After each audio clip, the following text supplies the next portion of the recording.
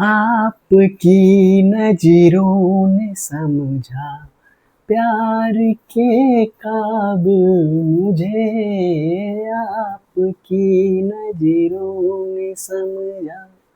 अरे भाई जानता हूँ मेरा गायकी बहुत खराब है, लेकिन मेरा पढ़ाने का तरीका खराब नहीं है। डोंट जज बुक बाय कवर। तो आज मैं बताने जा रहा हूँ ये इस तरह का प्रॉब्लम जो बच्चे को कॉम्प्लेक्स लगता है, उसको तुम चुटकी बजाते कैसे हल कर सकते हो। हेलो बच्चों, आपका मेरे चैनल पे स्वागत है। तो आज हम सीखने वाले हैं इक्विपोटेंशियल पॉइंट मेथड, जिससे कि बड़े बड़े कॉम्प्लेक्स सर्किट को तुम आसानी से सॉल्व कर सकते हो। चलो देखते हैं कि इक्विपोटेंशियल पॉइंट मेथड को हम कैसे अप्लाई करते हैं। सबसे पहले ये समझना होगा कि जब भी कोई सर्किट एलिमेंट दो पॉइंट के बीच में आ जाता है, चाहे वो रेजिस्टेंस हो, चाहे वो बैटरी हो सकता है, चाहे वो कैपेसिटर हो सकता है, कुछ भी हो, अगर वो दो पॉइंट के बीच में आ जाता है, इसके कारण से इसमें क्या होता है, पोटेंशियल डिफरेंस पैदा होता है। तो सर्किट में अगर कोई सर्किट एलिमेंट प्रेजेंट है, इसका पोटेंशियल अलग होगा, इसका पोटेंशियल अलग होगा। तो इस दोनों को दो डिफरेंट पॉइंट मानना पड़ेगा, इसको अलग पॉइंट मानना पड़ेगा और इसको अलग पॉइंट मानना पड़ेगा। लेकिन तब क्या होगा अगर कोई सर्किट एलिमेंट ही प्रेजेंट ना हो। अगर ये पॉइंट ए है, ये पॉइंट बी है, तो इसका मतलब इस दोनों का पोटेंशियल बराबर होगा। अगर पोटेंशियल बराबर होगा तो दोनों को हम सिंगल पॉइंट की तरह ट्रीट कर सकते हैं, यानी एक पॉइंट को फेक पॉइंट मान सकते हैं, यानी ऐसे ही दिखाया गया है। तो ये दोनों को सिंपल अगर एक पॉइंट मान लेंगे तो बहुत कॉम्प्लेक्स से कॉम्प्लेक्स सर्किट जो है वो सिंपल बन जाएगा। जैसे कि इसका इस्तेमाल हम करते हैं, देखो मान लें एक रेजिस्टेंस, दूसरा रेजिस्टेंस, तीसरा रेजिस्टेंस, चौथा रेजिस्टेंस, इधर एक और बना दो, पांचवा रेजिस्टेंस। मान लो ए, पी, क्यू, आर, एस। ये पॉइंट, ये रेजिस्टेंस आर है, ये आर है, ये आर है, ये आर है, ये आर है। एक कंडक्टर इसके बीच में जुड़ा हुआ है मान लो, और एक कंडक्टर इसके बीच में जुड़ा हुआ है, ऐसा मान लो। तो ये ऐसे देखने में बहुत कॉम्प्लेक्स लग रहा है, लेकिन अगर इसको आसानी से चाहो तो सॉल्व कर सकते हो। जो पॉइंट मैं बताया कि जब भी दो पॉइंट के बीच में कोई भी सर्किट एलिमेंट प्रेजेंट नहीं है, तो वो दोनों पॉइंट को तुम क्या मान सकते हो, एक सिंगल पॉइंट मान सकते हो। जैसे कि देखो, इसको रीड्रॉ करना पड़ेगा। अगर ये पॉइंट ए है, ये पॉइंट पी है, तो तुम देखो कि इस पाथ से अगर जाते हैं तो इसके बीच में कहीं पर कोई सर्किट एलिमेंट प्रेजेंट नहीं है। अगर नहीं है तो पी और आर एक ही पॉइंट होगा, एक ही जगह इसको लिखना पड़ेगा। उसी तरह से आगे बढ़ते हैं तो क्यू पॉइंट है, तो क्यू और एस के बीच में यहां पे इस लाइन से जाने पे कोई भी सर्किट एलिमेंट प्रेजेंट नहीं है। इसका मतलब Q और S को भी एक सिंगल पॉइंट मान सकते हैं।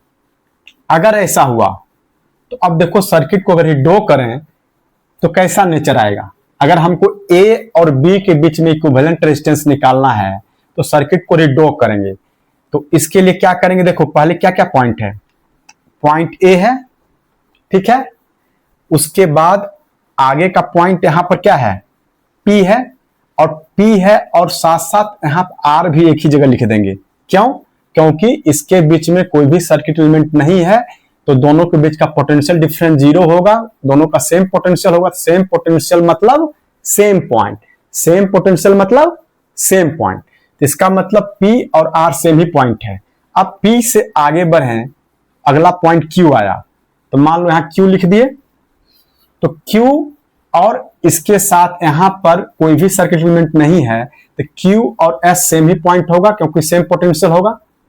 तो अगर Q और S को एक जगह लिख दें, ऐसे हो गया। इससे आगे बढ़े तो R ऑलरेडी लिख चुके हैं, तो R फिर से दोबारा लिखने की जरूरत नहीं है। अब इससे आगे जाएं तो S भी लिख चुके हैं। अब फिर इससे एक पॉइंट B बचा। इसका मतलब अब देखो इतना ही पॉइंट इसमें प्रेजेंट है। अब देखो किस किस इस हर एक पॉइंट के बीच में कौन कौन सा रेजिस्टेंस जुड़ा हुआ है। A और P के बीच में कौन सा रेजिस्टेंस है, R। हम जैसे है वैसे जोड़ते चले जाओ। ये R है, फिर P और Q के बीच में कौन सा रेजिस्टेंस है, तो ये भी R ही है। तो P और Q के बीच में देखो यहां पर P है और यहां Q है, R हो गया।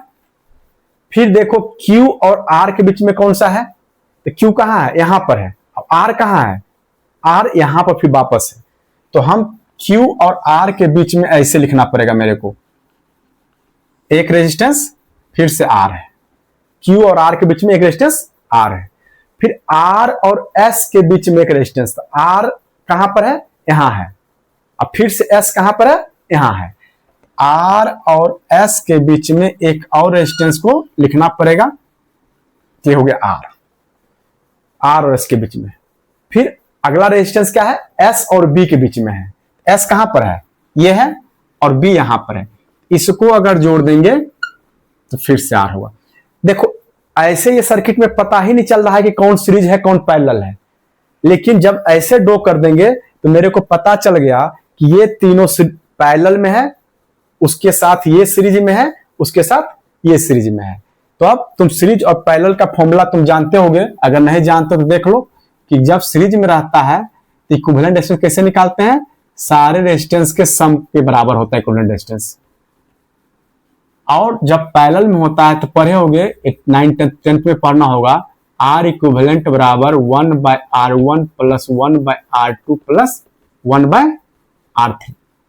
इसी का इस्तेमाल यहां पर करेंगे। तो यहां पर देखो कि ये रेजिस्टेंस R है, तो ऐसे करके ये R हो गया।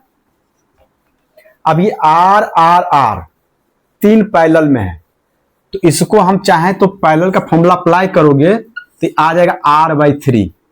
अप्लाई करके देख लो, 1/R equivalent equal to 1/R। पहला भी R है, दूसरा भी R है, तीसरा भी R ही है। R कैल्शियम R आ गया, 1 + 1 + 1, दैट इज उल्टा करेंगे इसको, R इक्विवेलेंट बराबर क्या आ जाएगा, R/3। तो ये तीनों को जोड़ने के बाद पैरेलल में फॉर्मूला अप्लाई करोगे 1/R और 1/R1 plus 1/R2 plus 1/R3, तो R/3 आ जाएगा। तो ये पॉइंट मान लो P बचा, कोई दोनों में कोई एक ही पॉइंट को यहां रखना है। हम P और R को रिमूव कर दिए, पॉइंट P को रखे, यहां ये दोनों में कोई एक पॉइंट को रख लिए Q। अब फिर एक रेजिस्टेंस क्या है, R। ये हो गया। तो तुम देख सकते हो कि ये R/3 और R ये तीनों क्या है, सीरीज में है। इस तीनों का इक्विवेलेंट रेजिस्टेंस निकालने के लिए क्या करेंगे, तीनों को जोड़ देंगे, दैट इज इसका इक्विवेलेंट रेजिस्टेंस अगर निकालना हो तो एक ही रेजिस्टेंस बचेगा। ऐसे जगह कम है इसलिए यहीं पर बना दे रहे हैं, ये A बचेगा और ये B बचेगा।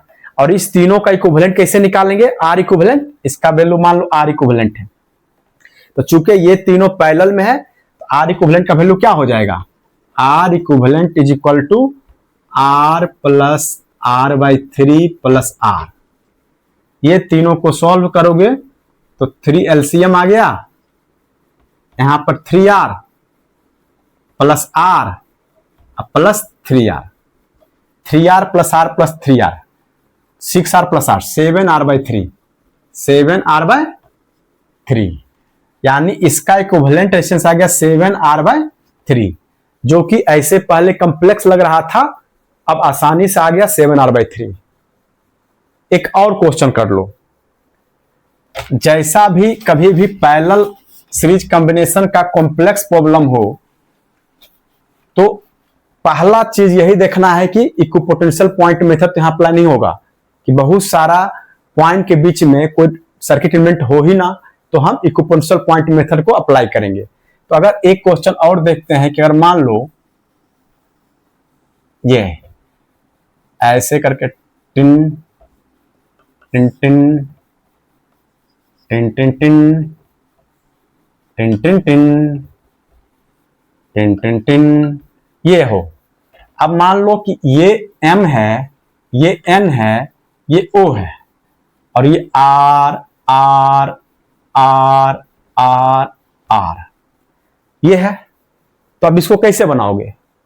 तो तुम सिंपल देख सकते हो कि अगर ये पॉइंट M है, हमको M और N के बीच में M और N के बीच में इक्विवेलेंट रेजिस्टेंस निकालना है, रेजिस्टेंस निकालना है। तो बताओ कैसे करेंगे? तो फिर से वही अप्लाई करेंगे। M अगर यहां पर है, देखो भाई M है तो इसके बीच में कोई भी सर्किट एलिमेंट है? M और इस पॉइंट के बीच में कोई भी सर्किट एलिमेंट नहीं है। तो जो पॉइंट ये है उसी को ये मान सकते हैं, इसको भी M ही मान सकते हैं, क्योंकि इसका मतलब ये और ये पॉइंट में कोई अंतर नहीं, दोनों सेम ही पॉइंट है। अगर ये M है तो ये भी क्या होगा? M ही हो, क्योंकि इसके बीच में कोई सर्किट एलिमेंट नहीं है। फिर अगर ये M है तो ये भी M ही होगा। Why? क्योंकि इसके बीच में भी कोई सर्किट एलिमेंट नहीं है और यहां M है तो यहां भी M ही होगा। मतलब कि मेरे पास बस 3 जेन्युइन पॉइंट है, एक M है सभी जगह, एक O है और एक N है। लेकिन मेरे को निकालना किसके बीच में है? M और N के बीच में निकालना है। तो ऑब्वियस है कि फिर से सर्किट को रीड्रॉ करो कि M एक लिख दो, एक O लिख दो और एक N लिख दो। यही 3 पॉइंट है। तो अब देखो किसके किस बीच में, पहले यहां शुरुआत करते हैं। M और O के बीच में एक रेजिस्टेंस है, टिन टिन टिन लिख दिए। फिर M और O के बीच में दूसरा है, टिन टिन टिन, ये भी लिखा गया। फिर देखो M और N के बीच, O के बीच में एक और है, टिन टिन टिन टिन टिना, ये भी लिखा गया। अब फिर M और O के बीच में एक और है। इसका मतलब ये 4 रेजिस्टेंस जो है एक जगह क्या कर रहा है? ये सब लगता है पैरेलल में है, लग भी रहा होगा, इसमें देखने में लग रहा है पैरेलल में है, लेकिन यहां देख सकते हो कि सब क्या आ गया? पैरेलल में। और फिर बचा एक ये O से N के बीच में, इसका मतलब ऐसे कर देंगे, ये भी R है। अब तुम बताओ क्या करेंगे इसको? R R R सब पैरेलल में है, तो ये सब को यूज करेंगे formula 1/R equivalent equal to 1/R plus 1/R plus 1/R plus 1/R। तो क्या हो जाएगा? इसको सॉल्व करोगे तो आ जाएगा R/4। सॉल्व करके देख लेना, ये सारे को सॉल्व इस फॉर्मूला से करोगे क्या आ जाएगा? R/4। यानी इस सब को मिला दिए तो ये रेजिस्टेंस हो गया R/4 और यहां पर पॉइंट A है, यहां पर पॉइंट O है और ये रेजिस्टेंस हो गया R।